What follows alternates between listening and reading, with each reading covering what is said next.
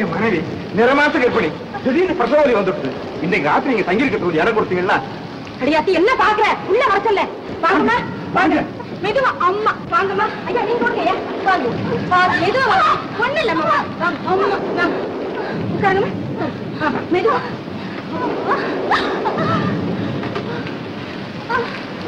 ஐயா நீங்க செய்த உதவியை நீங்க உயிருள்ள வரைக்கும் மறக்க மாட்டேன் பரவாயில்லைங்க இங்க பக்கத்துல யாராவது டாக்டர் இருக்காங்களா டாக்டர் நீங்க அப்படி சொல்லக்கூடாது நீங்க தான் தயவு செய்து எப்படியாவது வந்து என் மனைவி காப்பாற்றணும் ஏதோ வர்ற வழியில் இப்படி ஆயிடுச்சு நீங்க எவ்வளவு பணம் கேட்டாலும் தர்றேன்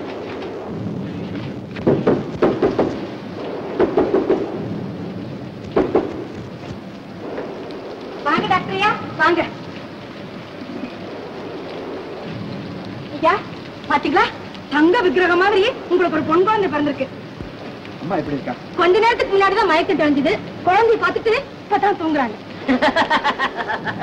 வெரி குட் வெரி குட் நான் அப்பவே நினைச்சேன் எனக்கு வேலையே இருக்காதுன்னு லீலாவுக்கு குழந்தைதான் இல்லையே தவிர இந்த மாதிரி பிரசவங்கள்லாம் எவ்வளவோ பார்த்திருக்கு நல்ல கைராசி உங்க குழந்தைக்கு 100 ஆயிடுச்சு தேங்க்யூ டாக்டர் நான் வரட்டுங்களா இந்தா இது என்னுடைய அன்பளிப்பா வச்சுக்க ஐயா வேண்டாங்க வேண்டாங்க ஐயா நாங்க ஏழைக்கு தாங்க நாங்க செஞ்ச சின்ன உதவிக்கு உங்ககிட்ட நாங்க பலனை எதிர்பார்க்கல ஐயா அப்பா உனக்கு எப்படி நன்றி சொல்றதுன்னே தெரியல சரி உனக்கு வேற எந்த உதவி வேணாலும் கேள்வி நான் செய்யறேன் ஐயா எங்களுக்கு குழந்தையே இல்லைங்க இதே மாதிரி எங்களுக்கும் குழந்தை பிறக்கணும்னு நீங்க வேண்டிங்க ஐயா நிச்சயமா நிச்சயமா உன்னுடைய ஏக்கம் எனக்கு புரியுது என் மனைவிக்கு ரெட்ட குழந்தை பிறந்திருந்தா ஒரு குழந்தைய நான் உனக்கே கொடுத்துருக்கேன் இந்த வார்த்தையே போதும் ஐயா இந்த வார்த்தையே போதுங்க நான் வரட்டுமா ஐயோ போயிட்டு வாங்க போயிட்டு வாங்க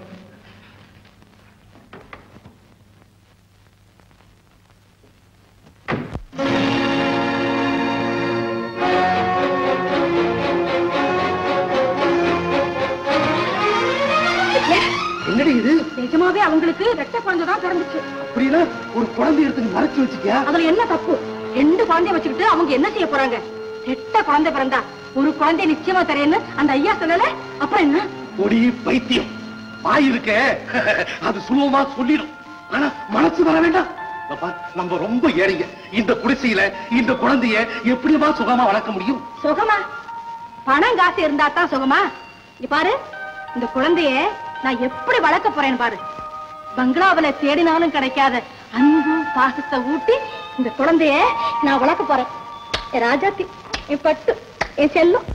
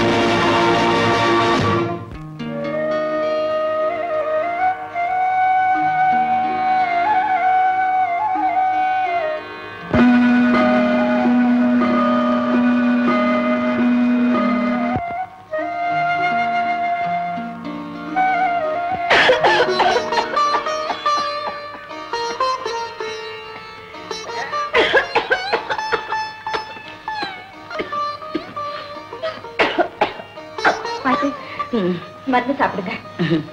மருந்தா?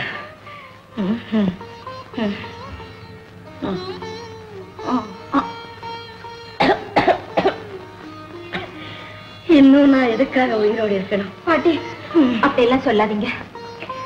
வாணி, இளவரசி மாதிரி இருக்க வேண்டிய நீ இப்படி வேலைக்காரியா கஷ்டப்படுறதை பார்க்கும்போது அந்த வேதனையை என்னால பொறுக்க முடியல அம்மா. உன்னை பெத்தவங்க இருந்தா நீ இப்படி இருப்பியா? இப்ப அதெல்லாம் எதுக்கு பாட்டி? முடிஞ்சு போனது தொடரவா போகுது. அடியே வாணி, கழுத எங்கடி தொலைஞ்சு போயிட்ட? வேலைக்காரிய கூட இப்படி கூப்பிட மாட்டாங்க. சித்தியா சித்தி. போட்டும் பாட்டி. வாணி வந்துட்டேன் சித்தி. போம்மா போ. ஆண்டவா,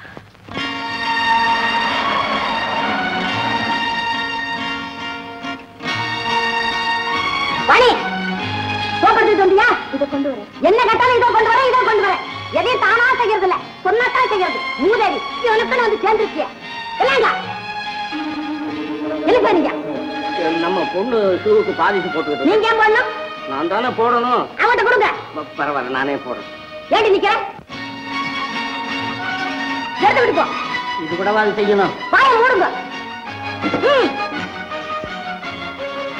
சீக்கிரம். உன்னை எவன்டா காப்பி கொண்டு வர சொன்னது? எங்கடா வாணி? வாணியம்மாவுக்கு வீட்டுல நிறைய வேலைங்க. நீ என்ன செய்யற? போடா.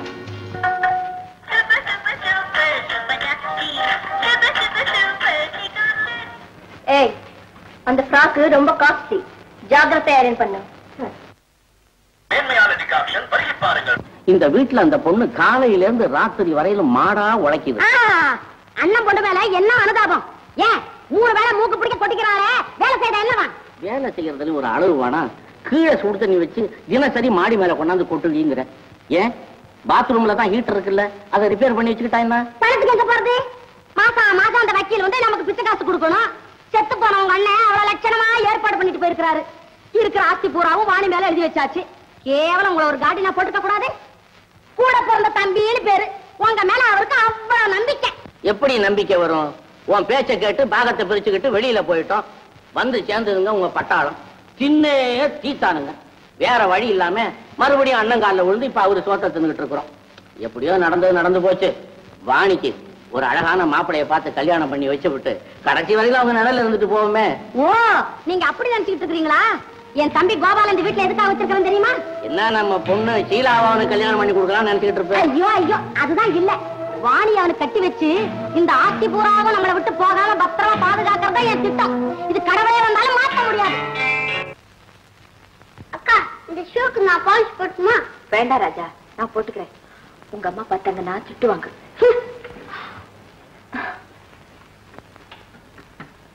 ஏ வாணி, சோப் எங்கடி? ஐயோ மறந்துட்டேன். கொண்டாட சித்தி.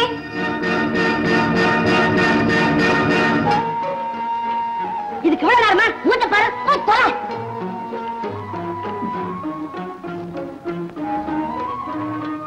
வாணி,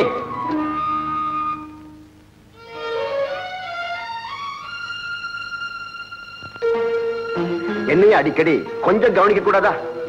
இப்ப என்ன செய்யணும்? உனக்கு ஒண்ணுமே புரிய மாட்டேங்குது. இப்ப என்ன செய்யற? இந்த ஜிப்பாவை கொஞ்சம் பட்டன் வச்சு கூட. எல்லா பட்டனும் சரியா தான் இருக்கு. வாணி, வாணி, உன்னை பார்த்தா ரொம்ப பரிதாபமா இருக்கு. இத பாரு, நீ மட்டும் நான் சொல்றபடி நடந்துக்கிட்ட அப்புறம் இந்த வீட்டுல உன்னை யாரும் ஒண்ணும் செய்ய முடியாது. நீதான் என்ன நம்பவே மாட்டேங்கிறியே. இத பாரு, நீ என்ன கல்யாணம் பண்ணிக்க. ஆமா Vani, Vani, Vani. Mummy mummy mummy பார் மம்மி, மம்மி மம்மி பார் மம்மி. நான் பெரிய தப்பு பண்ணிட்டேன். என்ன மாதிரி? என்ன இல்ல சித்தி, நான் இஸ்திரி போட்டுட்டு இருந்தேன். நீங்க சோப் பண்ண சொல்லி கூப்பிட்டீங்கல்ல, நான் அப்படியே விட்டுட்டு வந்துட்டேன். அது வந்து இல்ல மம்மி, இவ வேணும்னு செய்திருக்கான். இவளுக்கு என் மேல ரொம்ப பொறாம. எனக்கு ரொம்ப பிடிச்ச காஸ்ட்லி ட்ரெஸ் மம்மி இது. அவ்வளவு நினைச்சுமா உனக்கு? இல்ல சித்தி. என்னடி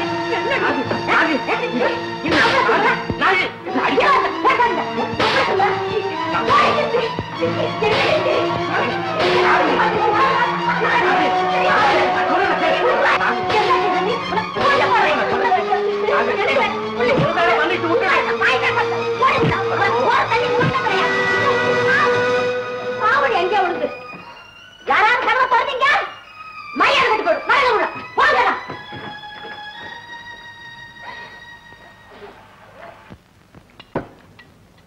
ராமு ஐயா இந்த இட்லிய வாணி கொடுத்துட்டு வாங்க.